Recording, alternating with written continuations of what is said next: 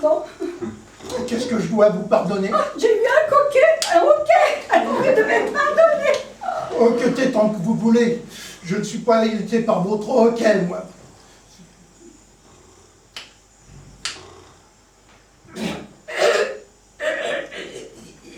Ah, mais enfin, tout y passe. Tenez-vous correctement à table.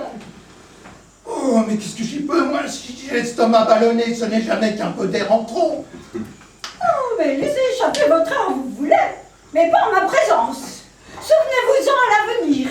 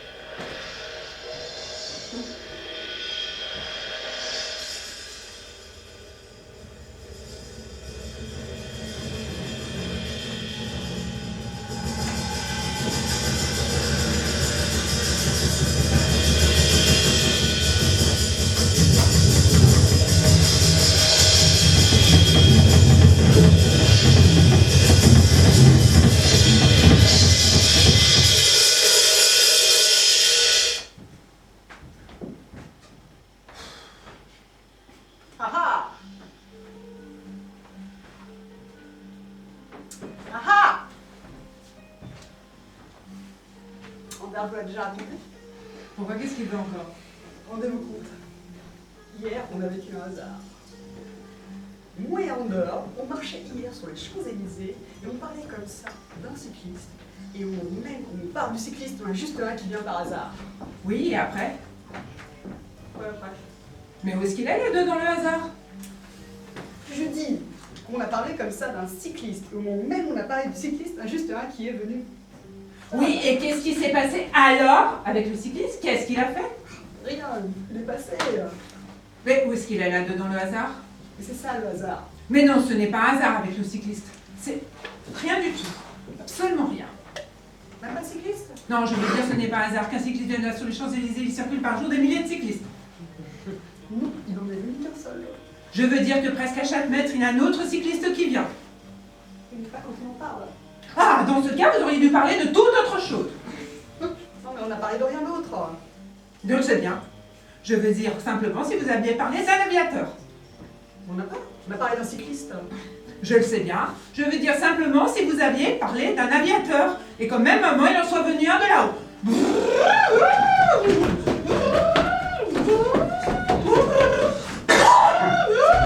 C'est vrai qu'on Alors, ça aurait été un hasard. C'est vrai qu'on n'a pas regardé en l'air. Ouais. Je veux dire simplement si vous avez parlé d'un aviateur et qu'au même moment, un cycliste au lieu d'un cycliste. Et comment ça arrive? Comment puis-je parler d'un aviateur quand je parle d'un cycliste? Je veux dire, justement, tout comme vous avez parlé d'un cycliste, vous auriez pu aussi parler d'un aviateur. Exclure! Mais de toute votre vie, vous n'avez jamais parlé d'un aviateur? Si, souvent. Mais là, non. Là, on a parlé d'un cycliste. Maintenant, laissez-moi tranquille. Je ne veux plus vous entendre. Bon, demain, nous retournerons nous promener sur les Champs-Élysées et nous parlerons d'un aviateur. Mais malheur, si c'est un cycliste qui arrive.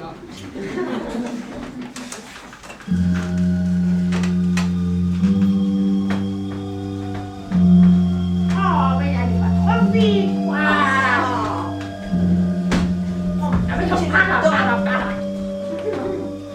Attention. Vous suivez là? On peut s'asseoir. Ah ben oui. Non, alors pardon, non, là. Poussez-vous, voilà. C'est bon? Je vous lâche, attention. Ah ben voilà. Un jet d'eau comme ça, c'est vraiment merveilleux. Ah ben quand ça projette de l'eau, c'est vraiment très beau. Comment ça, quand ça projette de l'eau? Si ça n'en projetait pas, ce ne serait pas un jet d'eau. Bah qu'est-ce que ça serait alors? Bah, ce ne serait pas un jet d'eau. Pas du tout. Bah non. Poussez-vous là. Oh. Pas du tout. Bah non, pas du tout, absolument pas du tout. Ce serait une fontaine sans jet d'eau. Et pourtant il est bien là. Bah oui, il est là. Mais on ne le voit pas.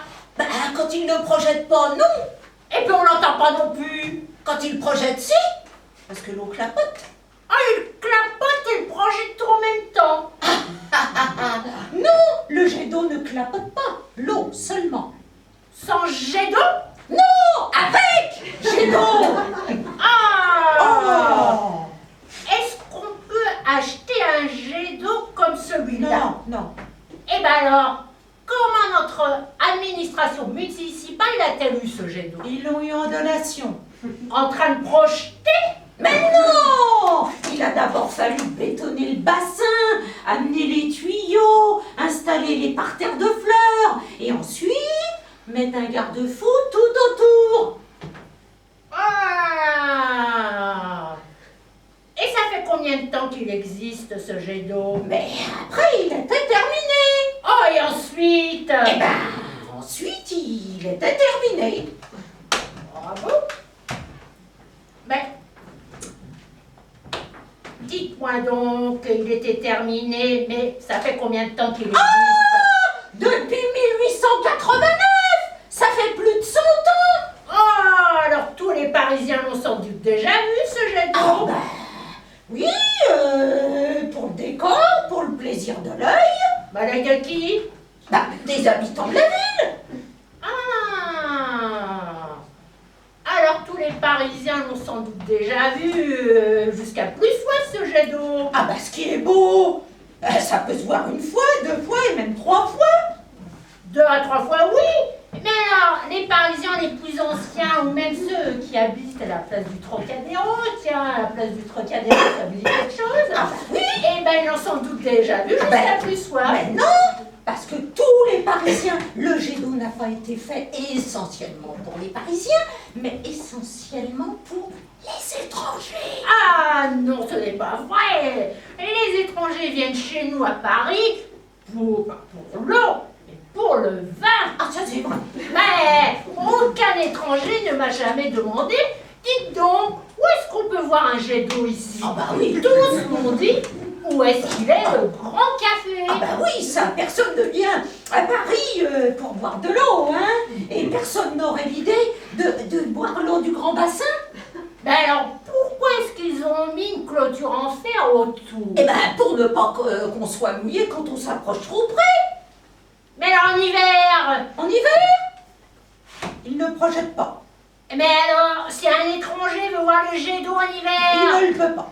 Mais faut-il donc qu'il reste tout ce temps-là sur Paris? Eh ben, non, il repart et il faut qu'il revienne en été. Ben, s'il revient pas? Eh ben, il ne le voit pas. Ah, ben c'est quand même plus facile pour les Parisiens. Ils le voient toujours. Sauf en hiver. Ben pourquoi ils ne projettent pas en hiver? Parce que l'eau gèlerait. Ah, ce n'est pas exact. L'eau courante ne jette jamais. Ah oui. Et il me semble qu'une fois un installateur m'a dit la même chose. Peut-être que les Attention, conseillers là, j'arrive pas à municipaux faire ne le savent pas. Ah, ben il faudra le leur dire aux conseillers municipaux. Ils seront peut-être reconnaissants. Et puis ça nous épargnerait le geste qui consiste à fermer le robinet d'eau. Ah oui. Ah bah certes. Ah, On va pas y arriver. quelquefois le profane peut avoir aussi de bonnes idées. Ben, il y a quand même quelque chose que je ne comprends pas. Le jet d'eau projette l'eau en l'air, ensuite l'eau retombe, s'entasse dans la cuvette et ressort par le tuyau d'évacuation. Ben oui, c'est l'évacuation qui est bien plus importante que le jet d'eau. Parce que s'il n'y avait pas d'évacuation, si depuis 1889, l'eau ne s'était pas évacuée, peut-être que tout Paris, toute la France, toute l'Europe serait submergée. Si par hasard, quelqu'un, par espièglerie, s'amusait à boucher les tuyaux d'évacuation. Ah! Ça y est! Je sais pourquoi ils ont mis un garde-fou autour du jet d'eau. On y va? Bah, on y va.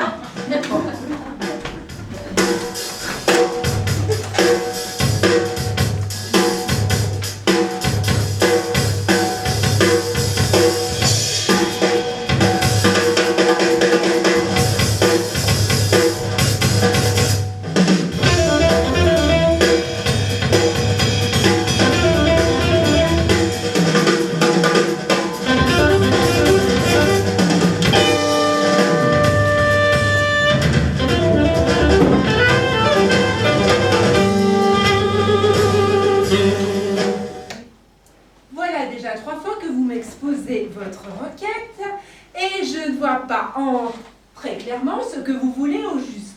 Vous avez, si j'ai bien compris, 3 places comme femme de ménage en échange de quoi vous voulez accepter maintenant un emploi dans un hospice de vieillards. Non, pas forcément. Parce que pour le moment, je ne peux pas me décider aussi rapidement.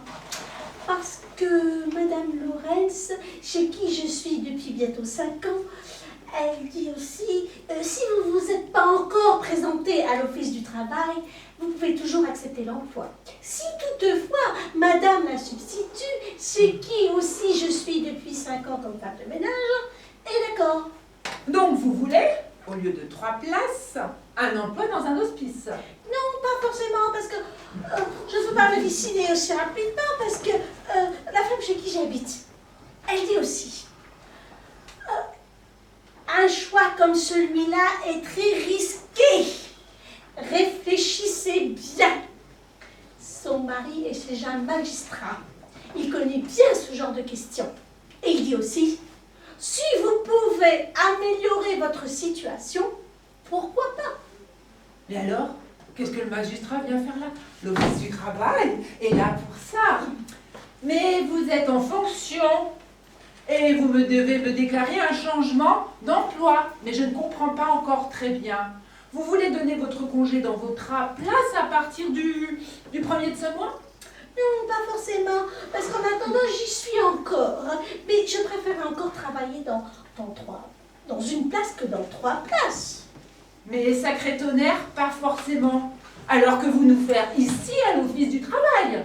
C'est Madame Papa qui m'a dit, vous devez vous adresser à l'office du travail. Oui, mais qu'est-ce que vous voulez savoir au juste?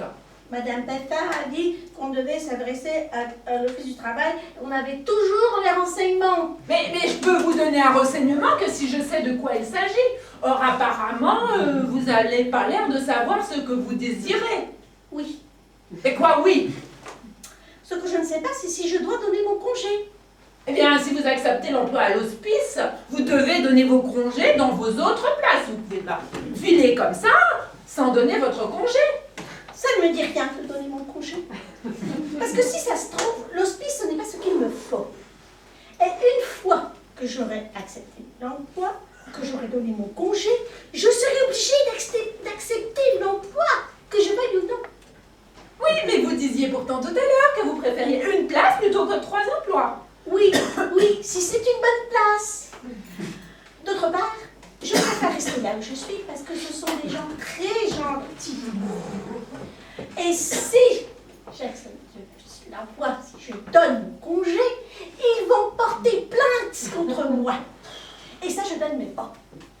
Eh bien, si ce sont des personnes gentilles qui ne veulent pas vous laisser partir, c'est bien qu'elles sont contentes de vous.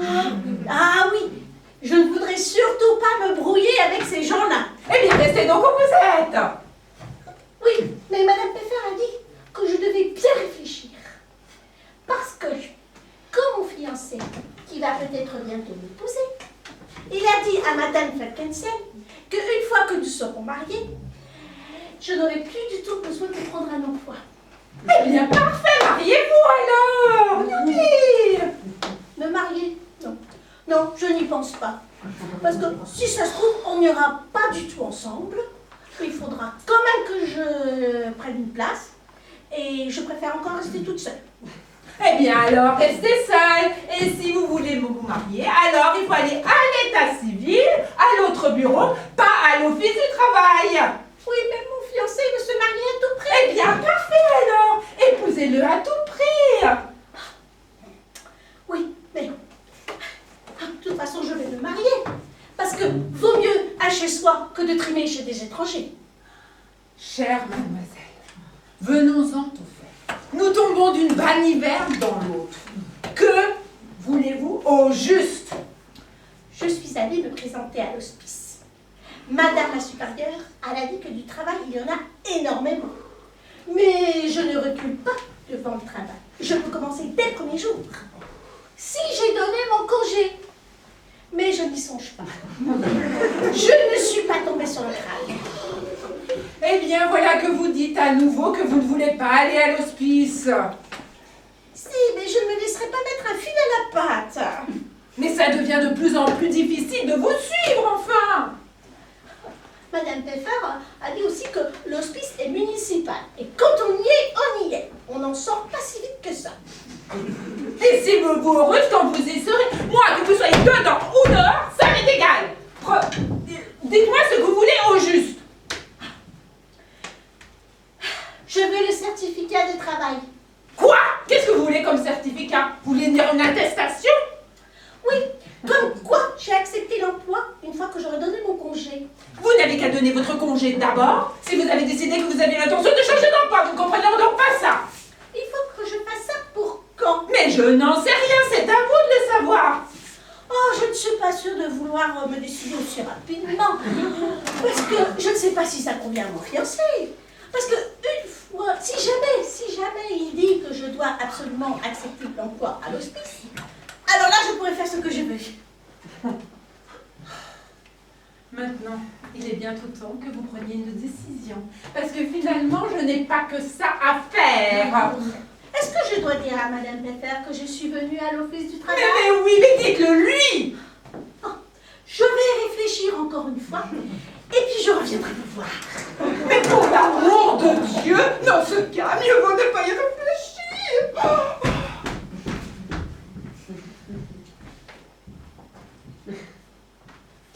À propos d'aquarium,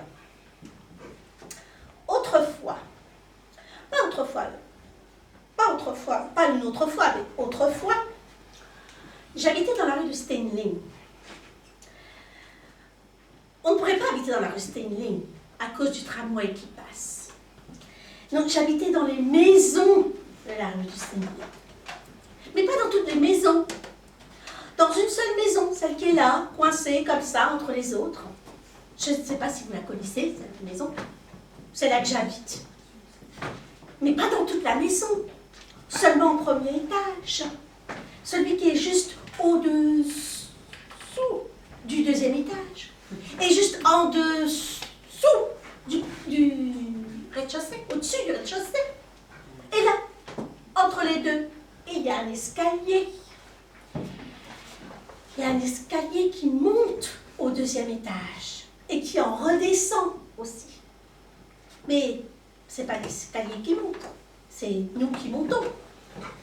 Mais on dit ça comme ça. Et là, dans ma salle de séjour, j'ai une salle de séjour spéciale où je dors et la chambre à coucher où je séjourne. Et là, dans ma salle de séjour, j'ai un aquarium. Et il est là, comme ça, dans un coin. Et c'est fantastique, comme ça va bien, dans un coin. Mon aquarium, il aurait pu être rond comme ça, mais ça n'aurait pas rempli le coin. Donc mon aquarium tout entier est grand comme ça. Ça, ce sont les deux parois. Ça, ce sont mes mains. Je vous montre pour bien vous expliquer, pour que vous compreniez mieux. Et ça, c'est les deux parois, donc. Et ça, ce sont les deux parois en verre. Et ça, c'est le fond, pour que l'eau ne coule pas par en bas quand on verse de l'eau par en haut. S'il n'y avait pas de fond, vous pourriez verser 10, 20, 30 litres. Tout dégoulinerait par en bas. Pour une cage à oiseaux, c'est complètement différent. Dans une cage à oiseaux, les parois ressemblent à celles d'un aquarium.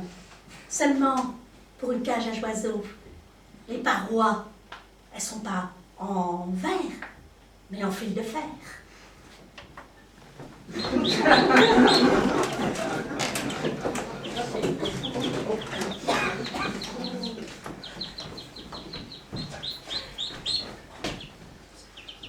Bonjour, je suis chargé d'un sondage auprès des parlementaires pour l'Institut Gélis Piffonnet. Alors, pouvez-vous nous faire connaître vos intentions pour les élections à venir? Ni. Quelles seront vos consignes de vote en cas d'absence au deuxième tour? Ni. Mais votre tactique favorisera forcément l'un ou l'autre de vos adversaires. Ni. Croyez-vous qu'il soit démocratique d'organiser des élections alors que vous êtes au plus bas dans les sondages? Bon, Nini. Envisagez-vous des alliances et avec qui? Nini. Compte tenu des circonstances, pensez-vous modifier votre stratégie? Ni. Pensez-vous qu'un programme électoral soit utile? Nini. Pensez-vous tenir vos promesses? Nini. Vous espérez combien de sièges? Nini. Bon, asseyez-vous. Nini. Allez-vous changer le nom de votre parti maintenant qu'il est complètement déconsidéré? Nini. Vos adversaires appellent un sursaut républicain. Est-ce que ça vous fait sursauter? Nini. Votre slogan est-il vaincre pour convaincre ou convaincre pour vaincre? Ni. Quel menu au déjeuner? Viande ou poisson? Nini. Fromage ou dessert? Nini. Êtes-vous plutôt salade ou rhubarbe? Nini. Vous vous abstenez? Nini. Nini. Allez-vous rétablir la poule au pot le dimanche pour le peuple? Nini. Vous restez ferme sur vos positions? Ni. Droit dans vos bottes? Ni. Je dois admettre que vous avez une grande force de conviction. Ni. Si, la ténacité de vos réponses force l'admiration. Ni. Croyez-vous en l'existence des électeurs? Ni. Vous penchez plutôt pour le ni ou pour le ni? Ni. Niez-vous que la nature navrante de votre nihilisme fait la nique à vos ennemis que vous nivelez naturellement par le bas?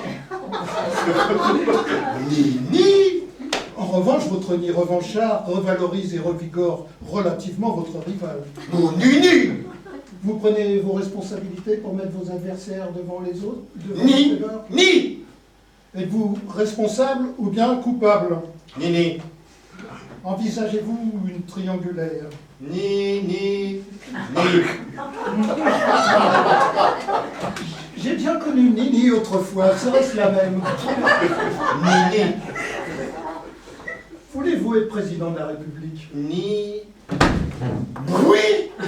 Ah, Nini.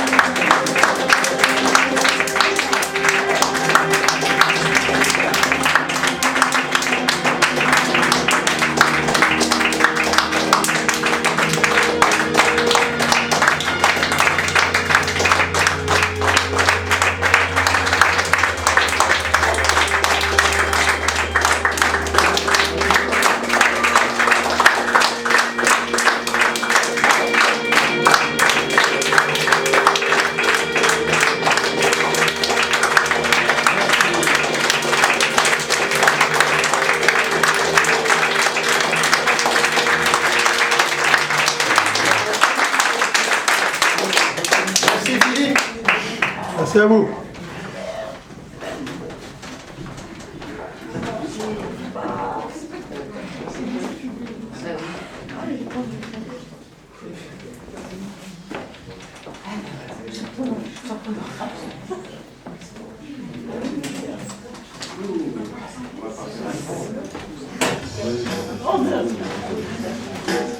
Alors, comment ça va?